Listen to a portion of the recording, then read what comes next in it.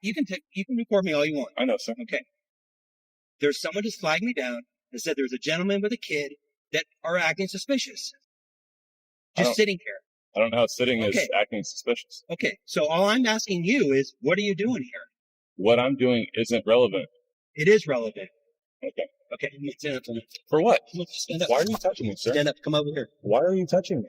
You have ID on you? I do have ID. Okay. Let me see your ID. Sir, I'm not required to produce ID unless I'm being suspected of committing a crime.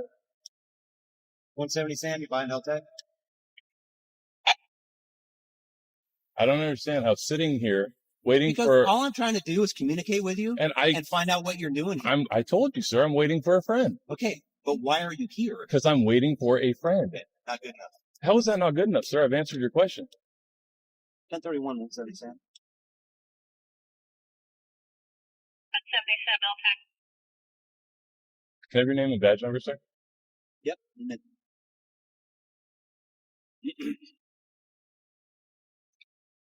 It's right there if you want to smell it. Smell it. Boy, and your badge number? Right there. 69. 170 Sam, you buy LTAC?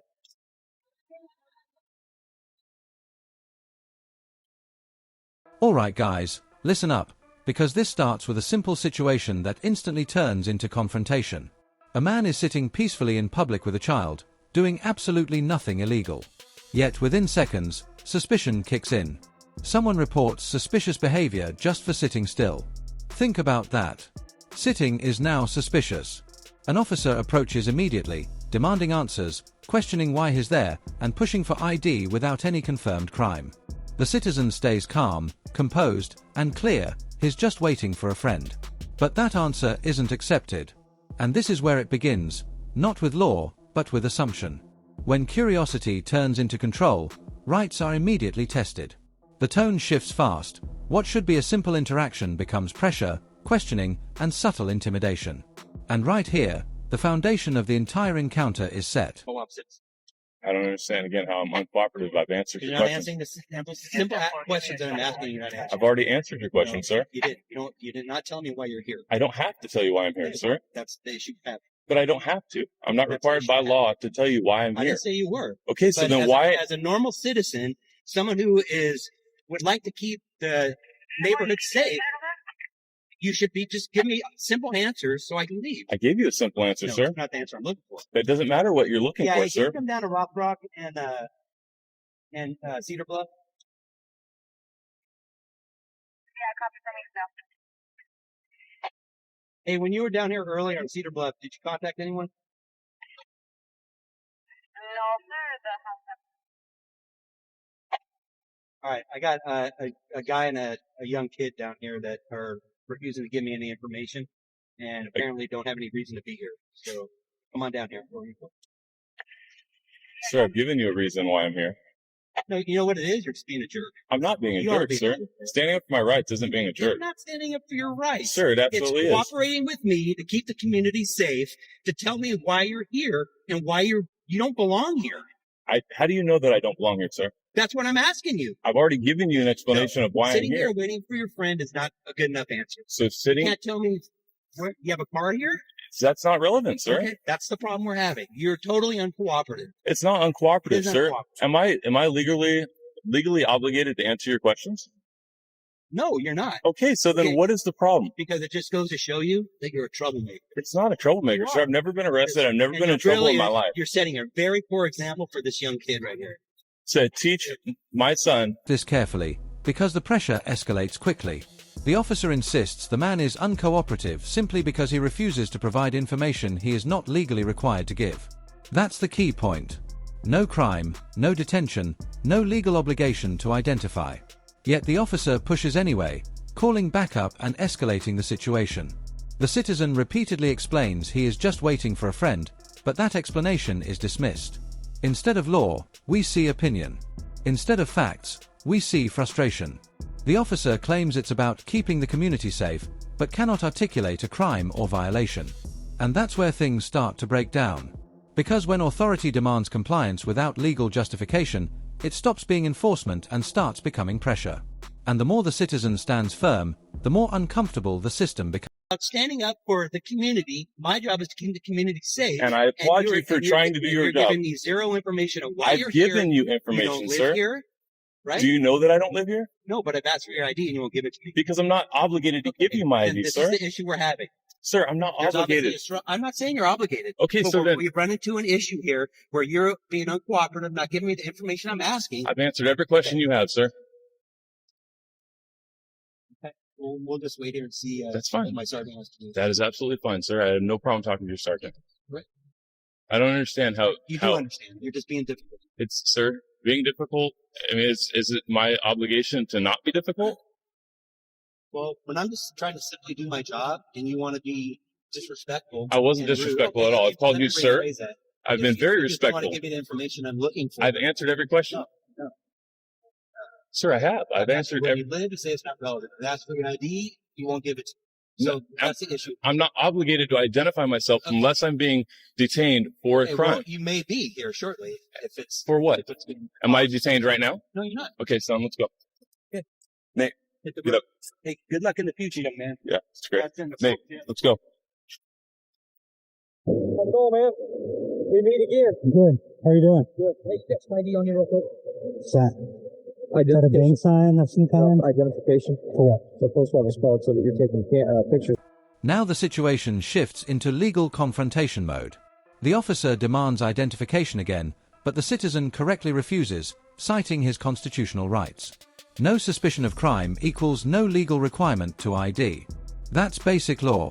Yet instead of accepting that, the officer escalates, calling backup and labeling the man uncooperative and even a troublemaker. This is where perception replaces legality. The presence of a child is even used emotionally, suggesting he's a bad influence, which has nothing to do with law at all. Meanwhile, the citizen remains calm and consistent, repeating the same lawful position.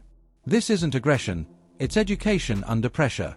And what we're seeing is a classic pattern. When voluntary compliance fails, authority attempts to reframe lawful behavior as suspicious. What's that? How was I broken out? Well, you're making people feel uneasy and stuff like that, so we just want to identify you to make sure everything's okay. Copy right. code 34285 3.5. Okay. Well, when you tell me what crime I've committed, I'm obligated. You haven't committed a crime. Then I'm not obligated. Well, why are you taking pictures and stuff? You're making people feel uneasy. See what I'm saying? When we get called to something, we got to serve protect the people, right? So when they call us and they're concerned about somebody, okay? But I don't need that. Okay? My Fifth Amendment right. Okay. You're being live streamed. What's that? You're being live streamed. That's fine. Okay. That's fine. I'm I know it. I'm just telling you. I'm simply letting you know. Okay. That's fine. Okay. You want to read it? No, I don't need to read it. Then you know my Fifth Amendment. What's that? You know my Fifth Amendment. Okay. Right. But when we get called to suspicious persons, though. What is that, a misdemeanor or a felony? Okay. What's that? For a misdemeanor or a felony? You haven't committed anything. But I'm just trying to I figure don't out have to ID who you are. You can call me good citizen. You can call me whatever you want. You can call me bright guy with a camera. I'm not hiding in the bushes. I didn't say you were hiding in the bushes. Well, I don't know what they said. Well, they called concern. Okay. Well, that's their fears don't trump my rights. Are we in agreement with that? No. Okay. Well, that's too bad because that's the law. Well, I know the law and so do you. We both know the law. And that failure to ID law only pertains to if I've committed a misdemeanor or felony. what are you doing taking pictures? I'll answer questions. Okay. I have a right not to. All right. You have a good day, sir, okay? Thank you. Now things intensify. The officer openly admits the citizen hasn't committed a crime but still refuses to let him leave freely. That's a major contradiction. If no crime exists, detention has no legal foundation. Yet pressure continues. The officer insists on ID, while the citizen stands firm, explaining he is not obligated unless being lawfully detained. The back and forth exposes a clear breakdown, law on one side, assumption on the other. The officer repeatedly claims the man is being difficult, but the citizen remains respectful and calm. Even when told he is uncooperative, he simply reaffirms his rights. This is where the power dynamic flips. Knowledge replaces intimidation. Calm replaces control tactics. And suddenly, the authority figure is no longer fully in control of the narrative. What's your emergency, officer? I would tell you that as soon as I see your license, sir. No, doesn't work that way, officer. What is the emergency, please? Tell you, sir, as soon as I see your license. Doesn't work that way, Did you officer. see me with my light behind? I did see you with your lights behind. So, I'm traveling. Oh, okay. Okay? Yes, sir. So, it's my right to travel unimpeded by the police, unencumbered by Fourth Amendment right, written right in there. And I know you guys don't fucking stand this, and it's bullshit that you want to come and pull me, a fucking citizen, over, so you can just let me go on my way, please. Okay. Well, I need to see your license, sir. You did, what crime have I committed? It's not a crime, it's an infraction. It's not, well, statutes and infractions. Look up your 14th Amendment. States infractions mean nothing to me. I need to see your license, sir. You do not need to see my license. I do need to see your license. You don't need to. What crime have I committed? It's a traffic offense. It's not a You crime. tell me what crime I committed. I'll show you my license. It's a traffic offense. It's not a crime. Traffic offense statutes and ordinances are not legal. It's unlawful what you're doing right now. I just went through the same bullshit in Medford. Oh, okay. So I need to see your license. You're not going to see my license. I'm not giving you because I've not committed a crime. And it's my right, my fucking right not to show you my license. Unless I've committed a crime. And don't tell me I'm obstructing you from anything, because that's a secondary offense. Not obstructing you from anything. You pulled me over. You pulled me over. I got 1 minute 24 seconds so far on my clock. You have 20 minutes to complete your investigation. Complete your investigation so I can be on my way. My Fifth Amendment right, I do not need to be part of your investigation. It's your investigation. Do what you want. Leave me out of it. Do you want me to tell you what I pulled you over for? Maybe that would... No, I don't care what you pulled me over for, because you can't pull me over. I didn't do anything wrong. I can't pull you over. You can't pull me over. My amendment right is to travel unencumbered by the police. They are the exact words. Travel unencumbered by the police. You cannot be pulled over. It's correct. Not from you. No. Because you know why? Because you're a mere corporation. Your company, you're not even a corporation. So you're nothing but a Walmart, a Home Depot employee is all you are. Just because you carry a fucking gun, you think you're entitled to shit. You're not. Leave me the fuck. More intense. The officer continues escalating verbally while failing to provide any legal basis for detention. Instead, emotional reasoning takes over, claims about community safety, uneasy people, and suspicious behavior. But here's the problem: none of that is a crime. The citizen calmly invokes his rights, including the Fifth Amendment, and refuses to identify without legal cause. And this is where the pattern becomes obvious. Officers repeatedly rely on public discomfort rather than actual law. But discomfort is not a legal standard. The citizen even offers to identify himself as good citizen, showing confidence, not defiance. Still, the officer insists. This is no longer about safety, it's about control and compliance. Sergeant, if you're going to play this bullshit, bring out a sergeant. Sergeant, not a fucking idiot corporal either.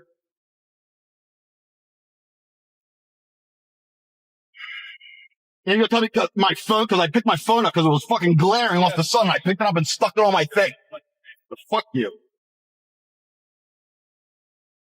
Have I committed a crime? No.